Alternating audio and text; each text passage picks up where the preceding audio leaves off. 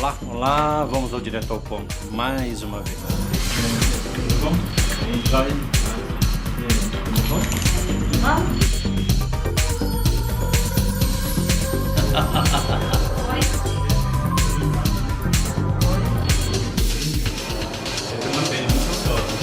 Ah, aquele negócio, né? Entendi. Depois. Ensina pro Jago, vai.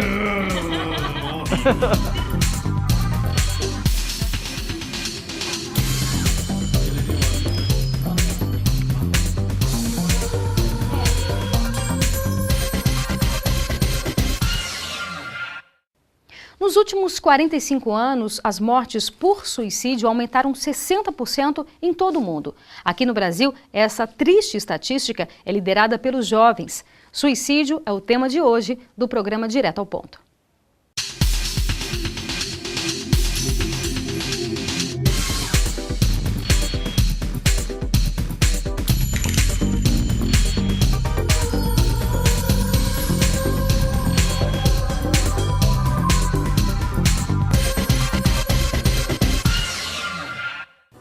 E para conversar com a gente sobre esse assunto, nós convidamos o psiquiatra Márcio Drago e a psicóloga e palestrante espírita Sandra Ventura. Aqui ao meu lado, o nosso colaborador de sempre, Jaime Lopes. Obrigada a todos pela participação. Mas queria iniciar o programa perguntando para você o seguinte: é possível traçar um perfil psicológico dessas pessoas que atentam contra a própria vida? Sim, qualquer pessoa pode cometer o suicídio, qualquer faixa etária a pessoa pode cometer o suicídio, mas existem dois picos na vida, na adolescência e o idoso, onde os índices de suicídio são maiores na população. Existe uma explicação coerente por que isso? Sim, existem sim. Entre os adolescentes, porque as doenças mais graves na psiquiatria, que são o transtorno bipolar e a esquizofrenia principalmente, elas iniciam na adolescência. Né? E os índices de suicídio nessas doenças são mais comuns no início da doença, né? Nos primeiros meses, nos primeiros anos da doença. Entendi. E além disso, o adolescente também, ele está envolvido com... É uma personalidade matura, está envolvido com... Está se conhecendo, na verdade, né? Tudo com fantasias de... e com sentimentos de vingança pela própria imaturidade da personalidade. O Márcio, só um instantinho, Renato. Quando ele falava, me veio aqui à mente o seguinte: fala-se muito em suicídio na Europa, nos países da Europa, nos países, né, avançados, mas também no Brasil isso as estatísticas já são bastante consideráveis, né? Sim, tem aumentado, né? Tradicionalmente nós tínhamos uma taxa de suicídio menor do que os países desenvolvidos, os países europeus, os Estados Unidos e o Canadá.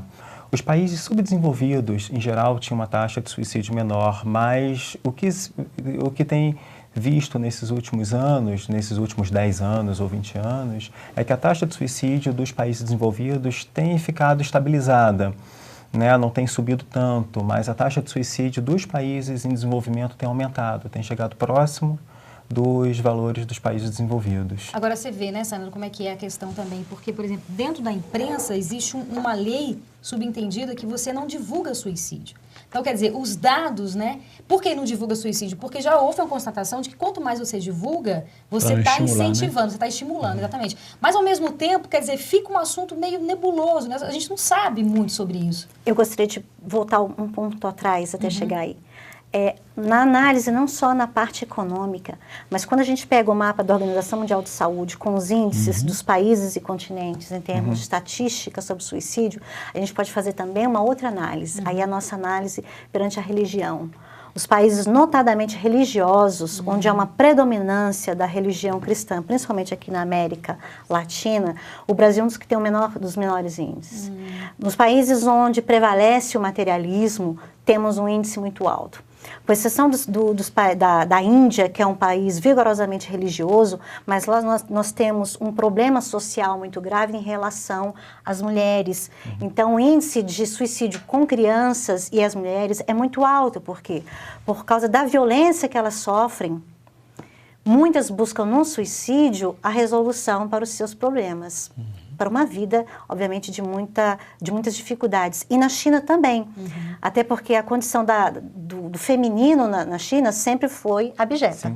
Né? Elas têm uma lei que autoriza a morte de crianças, meninas, né? Do aborto, desde o abandono das crianças. Então, muitas mulheres também se matam na China. E isso não é computado. Agora, a África, o continente africano, é o caso mais preocupante. Além do subdesenvolvimento e das diferenças das inúmeras etnias, nós não temos registro justamente também porque o continente africano é um continente abandonado. Então, as estatísticas da OMS, elas não estão corretas, não estão atualizadas. Né? Não são dados confiáveis, né? São confiáveis, mas não estão atualizados porque muitos dados não chegam, porque nem mesmo são observados ou são considerados casos importantes. Os casos da Índia, da China e os casos das mulheres africanas nas tribos não são computados, porque também prevalece a cultura ou os hábitos da sociedade. Agora, você falou um ponto interessante também, Márcia, eu queria ver com você, né, que trabalha com pessoas, enfim, que tem depressão. Será que a pessoa ter uma religião cristã, né, ela facilitaria o fato dessa pessoa ter uma visão mais além e não cometer o suicídio? Quer dizer, esse lado espiritual, quem tem esse lado espiritual mais, né, com mais afinco, quem, enfim, isso facilita, realmente faz com que as pessoas repensem ou pensem os seus atos? Sim, é um dos fatores de proteção para o suicídio. O fato da pessoa ter uma religião presente, a pessoa estar casada, ter filhos, tá? Estar empregada, são todos fatores de proteção ao suicídio. O suicida dá sinal de que vai se matar? Ele apresenta algum... Dá vários sinais. A gente até costuma dizer que as pessoas dizem normalmente, mas cão que ladra não morde. E a gente repete, engano, morde sim. Porque o suicida, ele dá sinais, ele dá demonstrações. Agora, há casos de pessoas que sempre falam que vão se matar, e as pessoas mas a pessoa é tão chata, sempre fala que vai se matar e nunca faz nada, então faz isso para chamar atenção. Mas nós temos, e já tivemos inúmeros casos de atendimento, em que, digamos assim, aquela pessoa que deixou de ouvir naquela noite o amigo cansativo, ou aquele colega de trabalho que sempre reclamava da vida e falava que ia se matar, e naquele dia as pessoas não quiseram ouvi-lo. No dia seguinte, essas mesmas pessoas receberam notícia de que aquela pessoa que tanto ameaçava, efetivamente conseguiu o que ela tanto buscava. Então quer dizer que não é um mito, ou é mito ainda, essa visão de que o suicídio é aquele que planeja sua morte, que faz isso até em silêncio, e que, mas como ele não dava sinais nenhum de que poderia se matar? Também fazem. Esse perfil existe também? Existe também, mas os dados mostram que 70% das pessoas que cometem suicídio passaram por uma consulta médica um mês antes, tá? Ou com especialista ou não, mas certamente essa consulta médica foi uma tentativa de pedir socorro, de pedir ajuda para esse pensamento, para um profissional, para esse pensamento de suicídio. Ou um profissional da psiquiatria, ou um consultório psicológico, ou os inúmeros pedidos de socorro nas casas religiosas, e também de um trabalho muito importante, muito bonito, que é realizado no Brasil. Nós temos, por exemplo, o CVV, Centro de Valorização da Vida.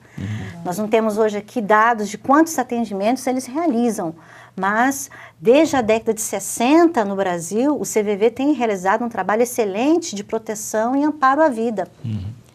Então, essa questão do suicídio, de não ser divulgado justamente por causa disso, porque é um ato que causa tamanha comoção psicológica, tamanha impressão social, e considerando até os aspectos da adolescência ou das pessoas influenciáveis, muitos dos trabalhos que nós temos em psicologia hoje, considera-se que alguns suicídios são atos de repetição. Sim. A pessoa imita o gesto, por exemplo, Verdade. daquela pessoa que é considerada ídolo, ou no caso mais triste, de um pai que deixa a família através do suicídio.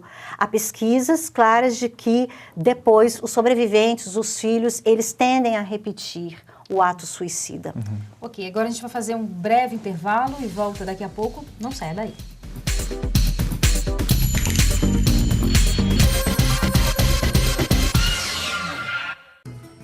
Você gostaria de ajudar a expandir o espiritismo na TV? Então aí vai a dica. Você se torna sócio do Clube Amigos do Espiritismo e ajuda a levar a mensagem espírita a muito mais corações. Além de contribuir com este grande desafio, você ainda ganha brindes exclusivos. Uma revista que vira pôster e 2 DVDs todo mês na sua casa, com documentários, animações e videoaulas. Então, o que você está esperando? Acesse www.amigosdoespiritismo.com.br, faça seu cadastro e participe!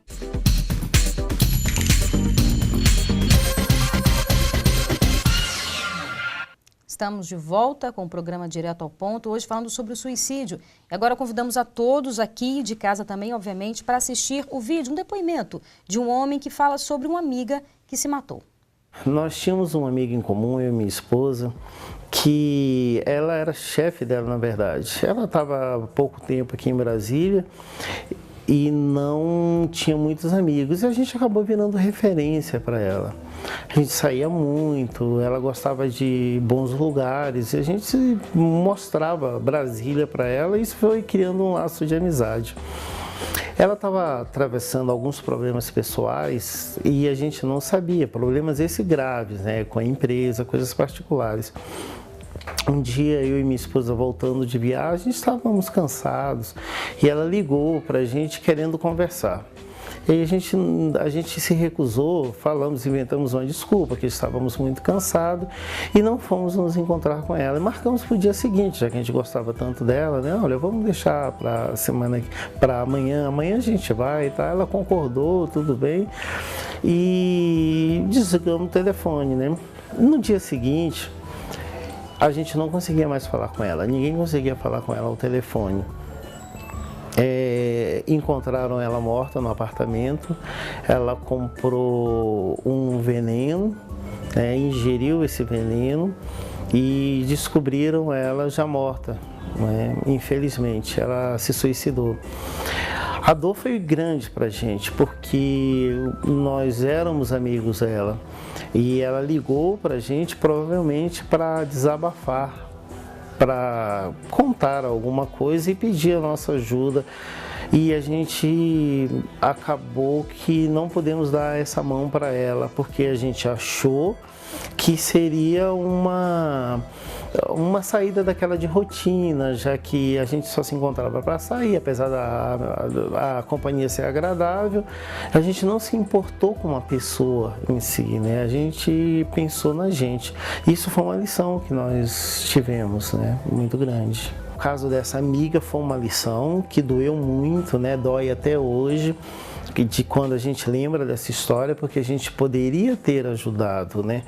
Foi uma vida que se foi e poderia ter sido poupado se a gente tivesse estendido a mão para ela sem julgar. Esse foi a nossa grande lição. Agora, Márcio, realmente a gente percebe que algumas pessoas, ou a maioria, não sei, né, você que vai me dizer, familiares, amigos, carregam realmente um sentimento de culpa, aquela sensação angustiante de que eu poderia ter feito alguma coisa. Isso é real? É real e esse sentimento de culpa é muito importante com eles, sim. E acaba levando a doenças como depressão, como problemas de ansiedade, aumentando o risco de suicídio também entre essas pessoas. Com certeza, sem falar que é um peso muito grande, né? Porque, infelizmente, as pessoas têm o seu livre-arbítrio, né? E é um peso muito grande que a pessoa... O ideal é que ela faça tratamento para tentar se livrar desse peso. Se o sentimento de culpa for algo que não saia da cabeça da pessoa, um pensamento que fique martelando dia e noite, tá, nessa pessoa e que não melhore com o tempo, também sim, tá, um tratamento psicológico, um tratamento médico, se começar a interferir de maneira significativa na vida da pessoa. E estatisticamente, há casos em que nas famílias ou em que há um suicídio, que alguém por conta desse sentimento de culpa também venha a se suicidar? Há comprovação? Sim, há comprovação. É comum isso acontecer? É comum. É comum não só na família, entre amigos, no próprio grupo social. É por uma questão até de busca de identidade com a pessoa que se foi. Aí a gente volta à questão da imprensa, que não divulga mesmo exatamente por conta disso. Divulgar, né? justamente porque é uma forma de proteção social. Sim. O que não quer dizer que os dados que chegam até os consultórios ou até a delegacia de polícia, eles não sejam catalogados. Sim. Eles são, mas deve-se evitar falar no suicídio como algo admirável. Sim. Tornar isso algo admirável, porque quem é amigo da vida, nós somos parceiros da vida, nós temos que ver no suicídio um ato lamentável, porque é uma perda social, uma perda econômica e uma profunda perda afetiva. Então, agora vamos entrar um pouco mais sobre o aspecto da doutrina espírita. O que significa o suicídio para a doutrina espírita? Suicídio para a doutrina espírita é um ato de infração à lei de Deus. Porque se na lei está escrito que não se deve matar, isso quer dizer também não deve se matar a si mesmo. O autocídio é um gesto lamentável, é um gesto de equívoco e muitas vezes se revela um ato de profunda rebeldia ou irresignação diante da lei divina. Então o suicídio é um gesto de fuga, é um gesto de loucura, é um gesto que transgride a lei, principalmente a lei de amor. Além das obras básicas que naturalmente falam e tocam nessa questão, há uma obra na literatura espírita fundamental, né, para entender um pouco essa questão do suicídio a partir da visão espiritual, que é a obra de Ivone Pereira, Memória de um Suicida. Fala um pouquinho disso aí, porque eu acho que é importante, a gente, nem sei se todo mundo já leu, né, até para as pessoas convém interessar-se por essa obra. Né? Falando de suicídio, essa obra que saiu em 1956 pela Federação Espírita Brasileira, ela veio especificamente com essa tarefa. Memórias de Suicídio são os relatos biográficos de Camilo Castelo Branco, o grande escritor português. Suicidou justamente pelo desespero, porque estava ficando cego, como cego não poderia mais publicar as suas obras. Então Camilo relata a realidade das pessoas que desencarnam ou que morrem pelo suicídio. Porque muitas pessoas acreditam que a morte é metamorfose, mas a morte é encontro com a realidade. E para o suicida, infelizmente, uma realidade mais dolorosa. Então Camilo vem, através da psicografia de Ivone Pereira, para relatar aquilo que ele viveu do lado de lá, no Vale dos Suicidas, e posteriormente, num lugar onde ele foi levado para que a sua alma rebelde fosse novamente educada à luz do cristianismo. Os suicidas são tutelados de Maria de Nazaré, mãe de amor e misericórdia. Então, quando se fala tanto em sofrimento dos que vão e dos que ficam, e dessa grande dúvida, o que há após a vida, ao encontro com a realidade, e para a pessoa que fugiu pelo suicídio, há sofrimento? Há. Dos que ficam e daqueles que vão, mas há certamente misericórdia, porque nós temos um Deus de amor, justiça e misericórdia. E como tal, ele então designa Maria de Nazaré para acolher aqueles que partiram da terra pelo suicídio. Quer dizer, Sandra, a pessoa muitas vezes ela comete esse ato de desespero achando que ela vai acabar com o sofrimento, mas na verdade ela está aumentando o sofrimento dela. Ela está aumentando o sofrimento porque, como nós já dissemos, a morte ela não transforma ninguém em anjo nem em demônio. A doutrina dos espíritos nos faculta essa beleza, que é justamente sabermos que não há penas eternas, não há condenação. Então nós vamos encontrar a nossa realidade. E se foi pelo suicídio, vai ser uma realidade ainda mais triste, não pelo aspecto físico, mas principalmente pelo aspecto moral. Pela dor que ele vai sentir do lado de lá, ao se deparar com a sua realidade que continua triste, mas aumentada pelo sofrimento daqueles que ficaram. Quantas perdas? Perdas econômicas, afetivas, o progresso do espírito.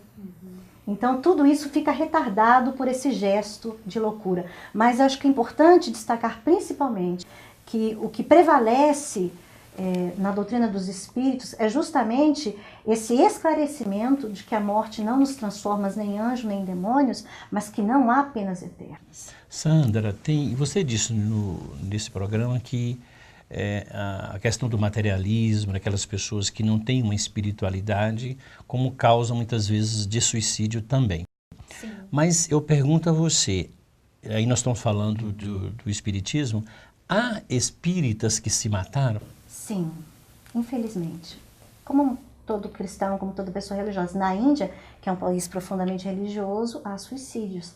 No Brasil também, e entre os espíritas também.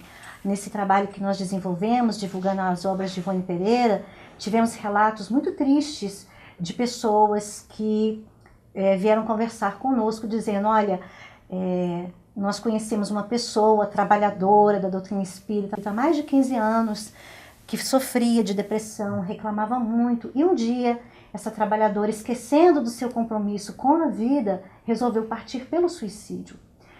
Então, é algo triste, mas que chegaram até nós relatos de espíritas que se suicidaram, pelo menos 5 casos. Nossa. Infelizmente. Então agora a gente faz mais um breve intervalo e volta daqui a pouco. Não saia daí.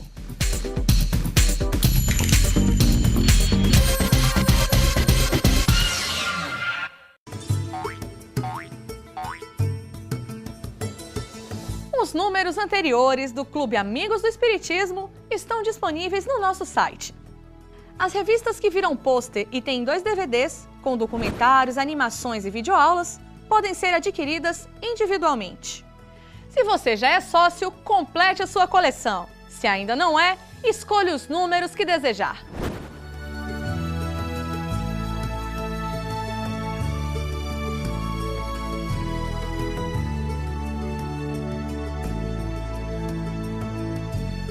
Acesse www.amigosdoespiritismo.com.br e clique em números anteriores.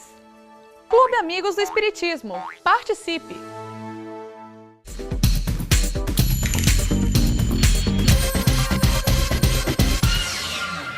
Estamos de volta com o programa Direto ao Ponto, hoje falando sobre o suicídio. Eu queria voltar um pouco, Márcio, àquela questão que você falou, que geralmente as pessoas que se matam dão sinais. Queria saber quais são esses sinais e o que as pessoas que estão ao redor podem fazer para ajudá-las. É muito difícil prever um suicídio, é muito difícil prever se a pessoa vai cometer o suicídio, em que momento vai cometer o suicídio. Mas existem alguns fatores de risco que estão envolvidos, como desemprego, como algumas profissões. Os médicos se matam mais, os farmacêuticos se matam mais do que a população em geral, né? O fato da pessoa ser divorciada, tá? Da pessoa ter pouca base religiosa, pouca experiência religiosa. Nós tínhamos comentado que a religião ela é um fator de proteção do suicídio, além daqueles picos da vida, os adolescentes que nós comentamos e os idosos também, que é uma época da vida onde há uma incidência maior de suicídio. Existem alguns sinais assim que essas pessoas dão, por exemplo, a gente está conversando, arrumar casa, fazer uma certa despedida com outras pessoas, ser mais carinhoso ou não, mudar um pouco a rotina dela, existe um pouco isso? A maioria das pessoas pede ajuda. Elas pedem ajuda, elas procuram uma consulta antes com um médico, com um psicólogo, tá? E ocorre sim esse fato das pessoas começarem a planejar o suicídio e planejar uma despedida da vida e tentar arrumar a vida para as pessoas que ficam, para os parentes que ficam, para os filhos que ficam. Então a pessoa faz um seguro de vida, a pessoa paga dívidas, organiza documentação em casa, em banco, tá? Ou faz um teste prévio também, né, Márcio, qual seria o peso da perda. Sim. Né? Então, assim, faz declarações de amor súbito, ou então pedidos, assim, você me ama de verdade? E se eu fizesse uma grande viagem? E se eu me demorasse? Você ia sentir falta de mim? Interessante então, isso. Tem uns testes de afetividade que podem interferir até na decisão do indivíduo. Agora, diante dessa realidade, o que as pessoas que estão ao redor podem fazer para ajudá-los? Estar atentos à ausculta da alma. Porque nós temos um mundo que produz muito ruído. Poucas vezes nós silenciamos para ouvir o que o outro tem a dizer. Porque o profissional é importante, o psiquiatra é importante, o psicólogo é importante, mas o mais importante são os laços afetivos que nos prendem à vida. Que seja do companheiro, do esposo, do filho, da sogra, do pai, da mãe, do amigo, do colega de trabalho. Essas pessoas sempre buscam reafirmar que são importantes para alguém. Elas precisam disso também. Elas precisam disso. Então, quando elas buscam o psiquiatra, elas querem equilíbrio físico. Quando elas buscam um psicólogo, elas querem entender, ou buscar a sua identidade. Mas entre os seus, ela quer que alguém afirme que ela é importante e que ela vai fazer falta.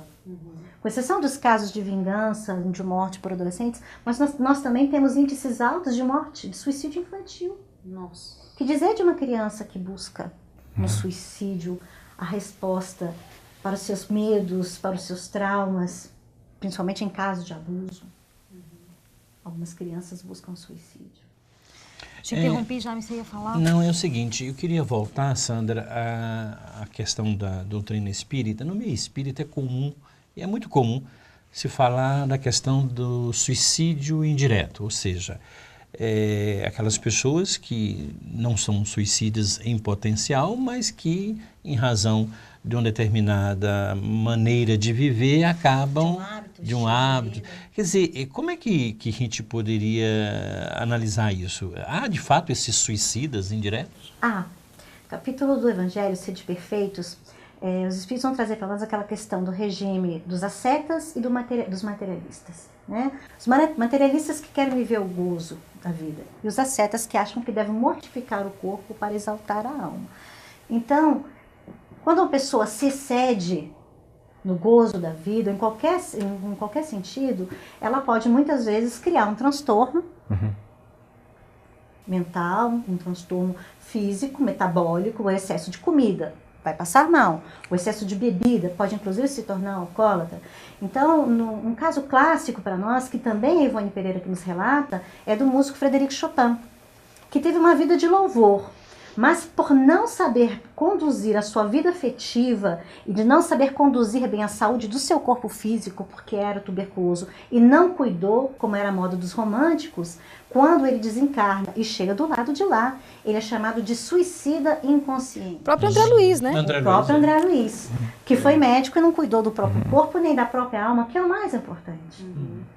Então, os dois foram considerados suicidas inconscientes ou cometeram suicídio indireto. Não cuidar do corpo, ou cuidar da alma, ou levar uma vida desregrada, tudo isso pode conduzir a um gesto de desvalorização da vida, consequentemente uma forma de suicídio. Nesse caso, hoje em dia, se pode aplicar isso às pessoas que bebem muito, que fazem uso de droga. Uso de drogas. Né? Me perguntaram certa vez até a respeito dos esportes radicais. Interessante. Sim, Eu falei, mas me jogaram contra a parede. Porque a pessoa, então, é suicida se ela morrer? Nós não podemos afirmar, porque cada caso é um caso. É verdade. Mas por que colocar a vida em risco quando ela é tão valiosa? Com certeza. Será que a pessoa viciada em adrenalina? Então, nós que sabemos que a justiça de Deus é misericordiosa, somente Ele poderá julgar. Ok, infelizmente nosso programa chegou ao fim. Obrigada a todos vocês pela participação. Obrigada a você pela companhia. Até mais.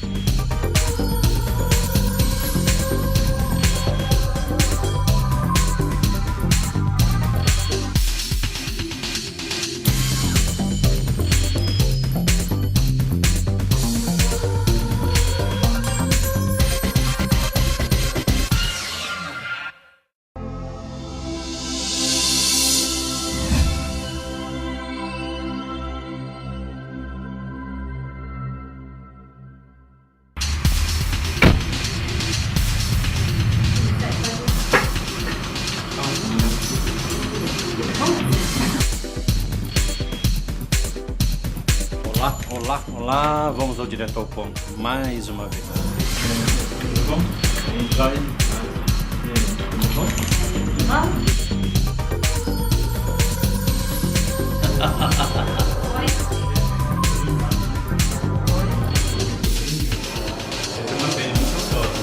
Ah, aquele negócio, né? Entendi. da personalidade.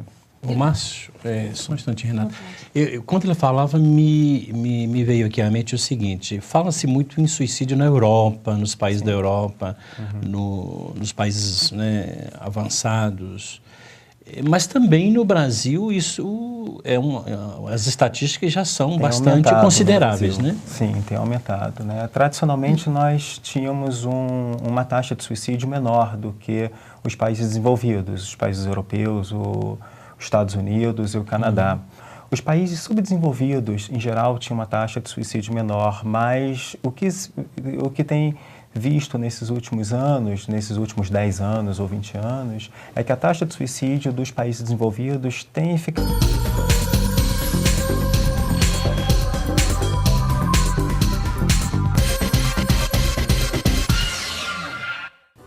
E para conversar com a gente sobre esse assunto, nós convidamos o psiquiatra Márcio Drago e a psicóloga e palestrante espírita Sandra Ventura. Aqui ao meu lado, o nosso colaborador de sempre, Jaime Lopes. Obrigada a todos pela participação.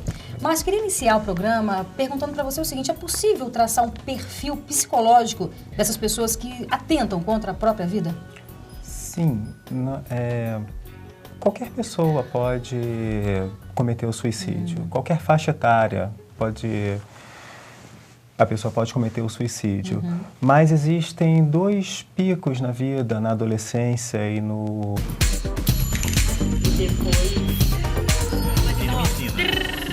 Ensina pro Jaime, vai.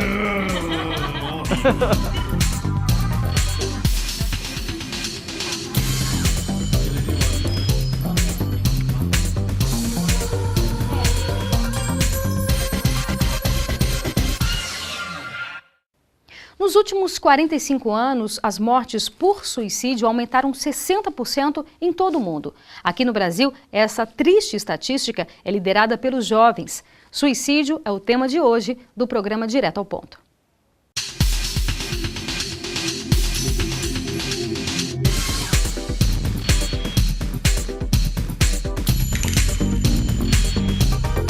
E o idoso, onde os índices de suicídio são maiores na população. Existe uma explicação coerente por que isso?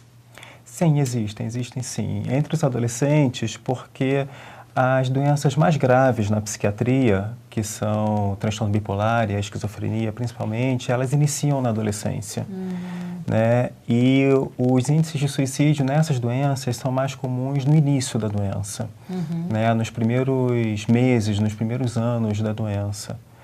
E além disso, o adolescente também, ele está envolvido com... É uma personalidade matura, está envolvido se conhecendo, na verdade, né? Com fantasias e com sentimentos de vingança pela própria imaturidade.